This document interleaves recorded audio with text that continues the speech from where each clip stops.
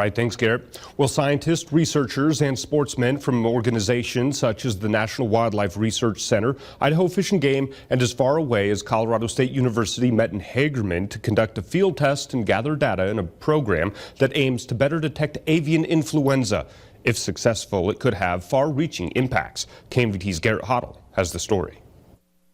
Get them into the center and get them to sit. From Colorado State University, Glenn Golden is one of the researchers you would find in Idaho today taking the next step in wildlife disease detection. We're in Idaho to conduct field evaluations with 6 shelter dogs that have been pulled from shelters in order to train them to detect avian influenza in wildlife.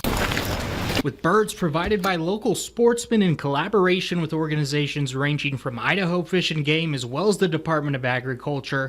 So they asked if I'd be willing to help out with this project, and once I understood what it was about, I jumped on it. The program seeks to train dogs to detect avian flu in birds, which each duck is swabbed for prior to being placed in individual boxes for the field test.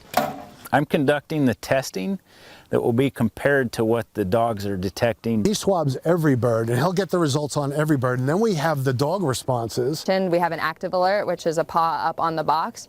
If the dog finds nothing in the box, it's they either look up, keep going, or look at me. Being able to better monitor and identify animal disease such as avian flu can have a huge impact. In 2015, a Midwest outbreak of avian flu contributed to the loss of more than 50 million birds and hundreds of millions of economic damage. It can be millions and millions of birds that we have to euthanize if it gets into the commercial egg layer facilities or the commercial meat producer facilities. So that's why it's important to us. If today's field test and more like it continue to prove valuable, the impact will far extend Gem State borders. The idea that we can use a dog to detect something such as skin cancer and to be able to apply that same technique or that same idea to disease detection in the wild or into a not a controlled setting could have huge implications as far as early detection.